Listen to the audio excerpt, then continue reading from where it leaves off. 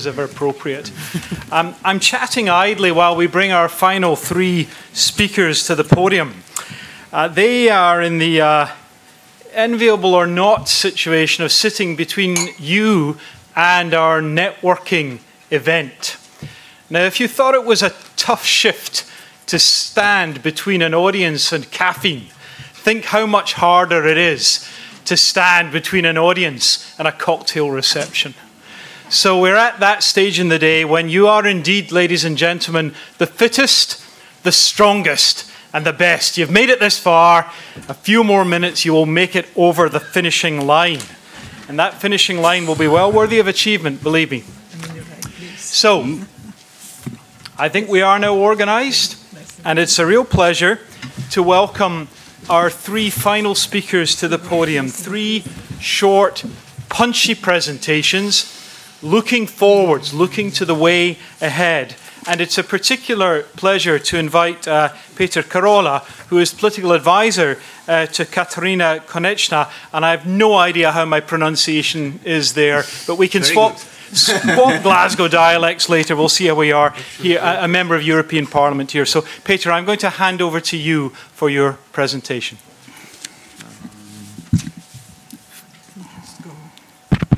Thank you. Thank you for your invitation, and thank you all that you came here and you rested here till the end. A lot is happening currently in the EU legislation regarding the public health issues, and unfortunately, not all of it is positive. It's true that the new commissioner designate for health is quite ambitious and has a lot of plans. Her One Health approach and farm-to-fork strategy, which places good health and healthy food under a single policy umbrella, is something what EP emphasized at least for the last 10 years. In addition, we are really looking forward to the new plan on action against antimicrobial resistance or cancer program. In fact, 70% of Europeans want the EU to do more for health and social issues. Yet current situation is going the opposite way, at least from the financial point of view. You talk a lot about the horizon and the new program, but from the point of view of public health, the new ESF Plus is something which concerns us. We are now in the crucial period of preparation of the multi-annual financial framework post-2020. For example, we are very concerned about the merging of the EU health program into the enlarged European Social Fund. While the will to address the socio-economic determinants of health by the creation of synergies with these programs is a positive move, a new governance structure is a concern. We are losing financing. The proposed budget for the health strand in the ESF Plus represents 8% cut compared to the current funding period. European Social Fund Plus instrument is being asked to do much more with the inclusion of health, but with smaller resources. The budget allocated to the health should be significantly increased. We need a reinforced health program with increased long-term funding capable of delivering European projects. The EU needs to safeguard its right-based approach to the health in the next EU MFF, as well as to provide the adequate financial and technical means. On 16 January 2019, the Employment Committee has decided to increase the ESF Plus by approximately 19% compared to the European Commission proposal. Since the closure of the first reading on ESF Plus, we are waiting on the new Commission and some breakthrough on the Council level. You also spoke a lot about the involvement of the patient. There is one document which is, according to us, a key to this. As you probably well know, the European Commission presented in January 2018 a proposal to boost cooperation amongst EU member states for assessing health technology, on which my boss, Mrs. Konechna, has been a shadow rapporteur. The proposal intends to centralize the clinical assessment on new medicine and new medical devices European-wide, As it turns out, the simple registration of drugs or medical device based on assessment of its efficacy and safety does not guarantee that the new treatment is a step forward. The various authorities currently carrying out HTA in the member states often make very different decisions about the same medicine. They put patients in an unequal and discriminating position. Moreover, this decision lacks any transparency and are the result of the work of a closed group of people. Combining resources and working together on the HTA means that the quality of assessments will increase and assessments will be more cost-effective for all member states. As my boss mentioned on several forums, we are very disappointed that the proposal focuses purely on the clinical trials. Deleting the economic, social, and ethical aspects of the proposal is a mistake which pushes us back 10 years backward. Unfortunately, it seems that even with this withdrawal, the proposal is not widely accepted, and for large member states who already have their sophisticated systems is unacceptable. There is still no agreement on the council level, and it's a big question if the Finnish presidency would be able in the rest of their time that they have to move with it. It's therefore the common task for both politicians and civil society to put constant pressure on the governments of the member states to do not let this document fall completely under the table.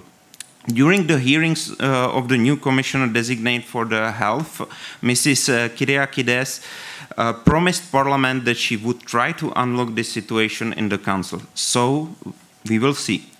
Our approach in the negotiation was to integrate into the proposal a stronger involvement of patients into the HTA process. Mandatory and meaningful involvement of the patients community in the HTA process, including the selection of technologies to be assessed, is needed to ensure that the HTA are conducted in the interest of patients. The proposal establishes a coordination group on HTA, composed of representatives from national HTA authorities and bodies. The coordination group will be responsible for overseeing the joint clinical assessment and other joint work. I believe that patient organizations should have a proper representation on the decision-taking level. Unfortunately, we have not succeeded in the negotiation with our proposal that representatives of patient organizations should be members of the coordination group. This group would be still composed exclusively from the representatives of the member states. One of the main reasons why our proposal has not been approved was the issue of the conflict of interest of the patients' organizations and their financing, which is a bigger topic on other speech and maybe longer debate. According to the current EP wording, the European Commission should create a network of stakeholders. At least here, we succeed with the explicit inclusion of the patients' organization into the list of stakeholders. I know that my speech was a bit skeptical, but do not be worried. In the field of the public health, we are facing difficult but interesting times, and it would be better. Europe needs to do more to protect and develop public health. Thank you for your attention.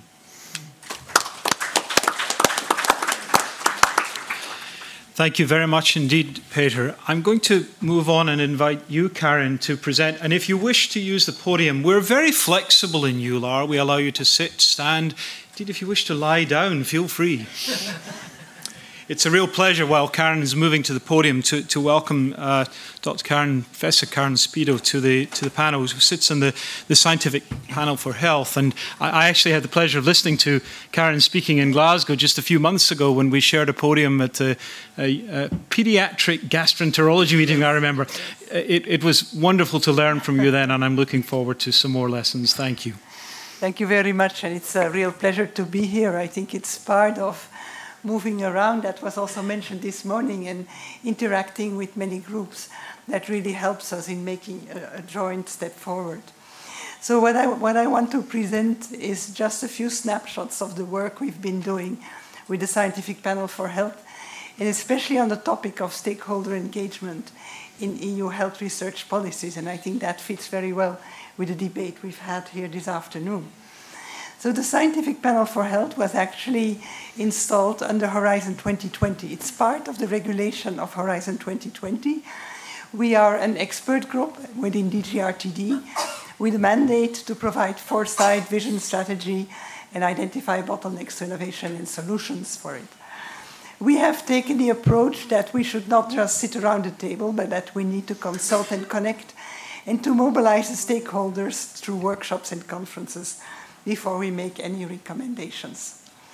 So what I'm going to do is highlight a few things out of one of the last documents that we produced. And it's about the way forward in formulating policies and in steering health research. One key point, healthcare, health and research are one connected space. Research for health occurs within the healthcare setting.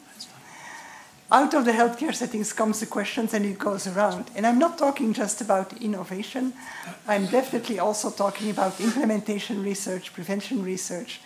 And as Fiona talked about that in particular, if we talk about and think about the impact of research, one of the important goals is to contain the rising costs in healthcare, and we need research for that.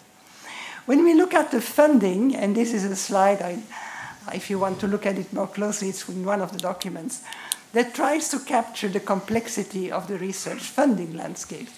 And I could draw a similar one for the research policies and for health policies. They are divided across many sectors. They involve member states, they involve the Commission. And for example, here we have DGRTD, DG Connect, DG Santé. I think they were all here today. And we try to involve them in our discussions as well. And this moves from discovery to implementation to innovation. The other dimension is that we need many stakeholders in doing the research and in putting in place also the policies. We have to have as goal that the citizens, patients, people are at the center. And the aim is to do that through societal participation, focus on benefit, and work together. So from all of that and a lot of other things that you will find in our reports, we came up with a proposal for a European Council for Health Research that we put in a document called Building the Future of Health Research. I have to specify very clearly, this is not a Commission viewpoint. This is a consensus document from a group of experts. We propose a council that would have a policy board that would involve many stakeholders and then a pathway to health research programs. And I will not stick with this too long, but just what we wanted to have this council provide was an EU-wide vision and strategy for health research, to provide synergy with more cohesive and better aligned funding, continuity, visibility and leadership. We should not underestimate that. If you ask in the US, where is health research? NIH. Where is it in Europe? Dispersed. More equality and eventually more societal impact. This is not groundbreaking, it's a logical extension of the evolution in programs. But we put it to the stakeholders and asked, what do you think of this? And we got a lot of replies. We only spoke to organizations, I have to say. And we grouped the responses in replies from citizens and patients who said they really looked forward to something like that because they would like to participate in research and policy and improve access to care. Professional and academic societies liked the idea of having more evidence-guided policies and more investment, I'm sorry about that, and investment in public health.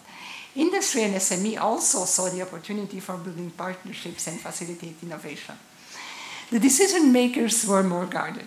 They were concerned about the governance, the implementation, the budget, and balancing EU and national interest. So where are we then? In June 2018, the Commission put forward its proposal for Horizon Europe. It said it's an evolution, not a revolution. You would agree. The key novelties are European Innovation Council, R&I missions. There was a lot of talk about more impact, and the impact is a lot through innovation in the sense of opening products and markets, which I want to remind you is the primary objective of the EU treaty. The Parliament came to listen to more stakeholders and said, we will amend this and say the Commission shall establish a steering board for health for implementing the actions of the pillar on health. But in April 2019, the Horizon Europe Council decision did not retain this proposal. So I want to end here and make the plea again. It's not because it's not under Horizon Europe that it's not meaningful. Health and health research need a dedicated policy mechanism that involves the stakeholders.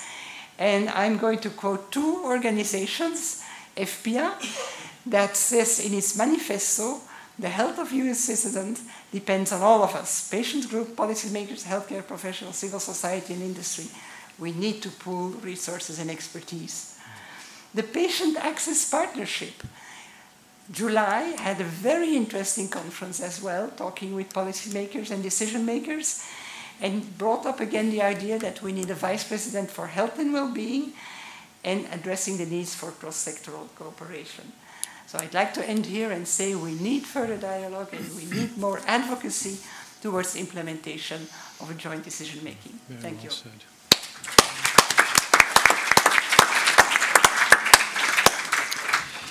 Thank you so much, Karen.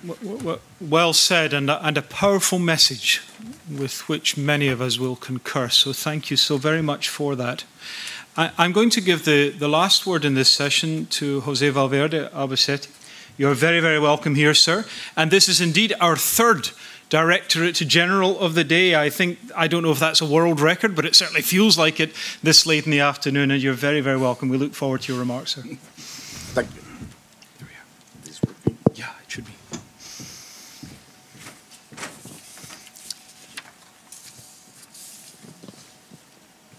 Okay. Shall we go to the next one? Okay. So thank you very much, EULAR, for inviting us. The director was not possible to be here. Things are happening now in many places. Our head of unit is in Finland in a meeting of the presidency, so you got me. And I am the medical doctor inside the e-health, well-being and aging unit in Connect. We are based in Luxembourg. We just moved very recently. What I want you to present today is basically our communication and what is coming. Because the communication is from April 2018, so a little bit more than a year, and it sets which are the main lines. So, if there is something common to all the priorities in this communication is citizens and data. We think those are the two key issues. And if you see the three main lines, one is access to data for the citizen, so citizen access to data. The second one is sharing data, and the data owners are the citizens. And the third one is tools for the citizens to use this data. It makes a lot of sense of the comments of the previous session on the European health data space. And I have to say that this communication, and as most of the work we are doing now, it is being carried out in coordination with DG Santé, with DG Research, and DG Connect, because we provide different views and different inputs.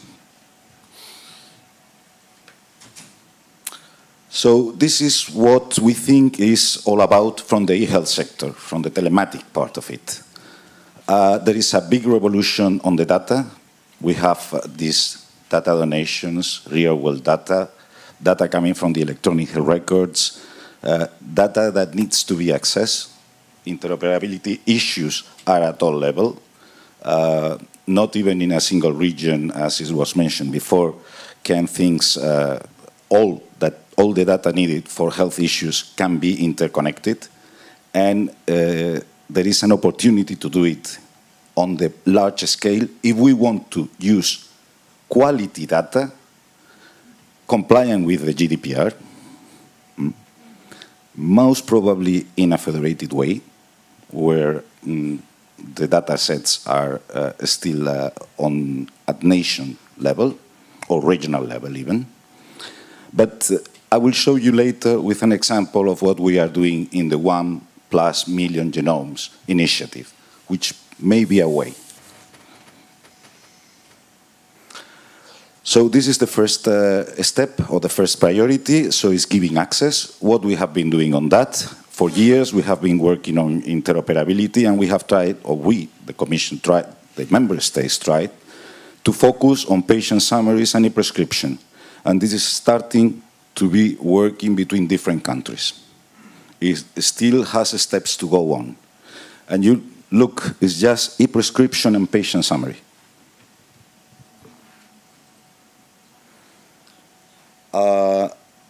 We also managed to develop this format for interchange of electronic health records.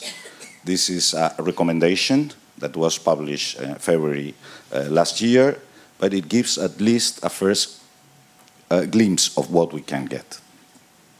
And there are all the advantages and the benefits. The second part is pooling and sharing this data. And this is one of the example I wanted to talk to you about, because we are focusing here on genomics, but genomics is just one folder of the electronic health record of any of us. It complements. But in specific cases, like the three use cases that have been now proactively pushed, which are rare diseases, cancer, and common diseases in order to look for prevention, it is key. So these are the infographics, the idea. This is a member state-driven initiative. Now has been signed by 20 member states plus Norway. It is still under construction. It has been working for 1 year. 6 meetings are going on, have been done already. There you see the countries. There are 10 working groups with experts from all the countries, plus 7 observer countries. You can see them in orange. So experts are from all the countries participating in ELSI questions, which are extremely important for these kind of initiatives, but also on the technical side, also on the use cases.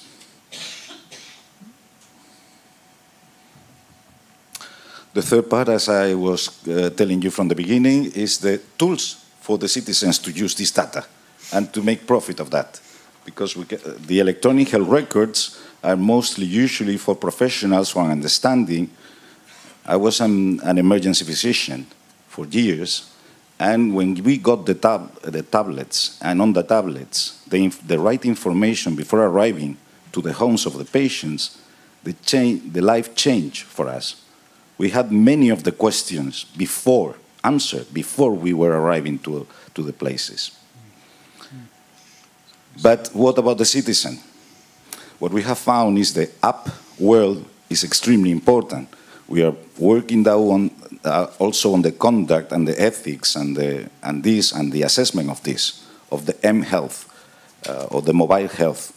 But still there is a lot of good wish from the side of many citizens going or trying to do their best to solve questions, but then if you assess them from a health technology assessment point of view, you see that many of them, most of them, I will say in the case of diabetes, there is a very good study from Singapore University saying that 94% have errors. 94% of the apps on diabetes, which is a very well-known chronic disease. So these are the key challenges from our point of view. The transparency and accountability. So how to avoid the bias and to increase the trust. And the GDPR is to increase the trust. It's not the other way around. Security and data protection. We have also in our directorate cybersecurity on that. And the medical data is of a special importance. But then also as was commented previously, some patient associations are saying why anonymity is something interesting anymore. If something is getting or secondary information is becoming relevant, I want to know it. The patient want to know it, and my family will want to know about this. And take into account another thing is with the genomic on that, it's almost impossible that one will be completely anonymous. Oh, sorry. As I told you, we have found a lot of questions that have to be solved through ethics, and not only from the part of the patient, but also from the part of the ones that are collecting the data, the ones that are keeping the data officers, and how this has to be translated into national regulations. And then the queries for such hypothetical research or even clinical use have to go there and be answered. So we have talked extensively about that. I think I will not comment more on the future programs. And just that our unit manages right now 180 projects related to e-health in many different fields. I would just like to mention one, which is very relevant for you, which is Bionic. Bionic started last year in January, and they are not only using sensors to see what the pains at the musculoskeletal level, but those sensors are also actuators, so they can correct at the same time. And it is being tested in 3 different environments across Europe. Thank you very much, and if you have any other question.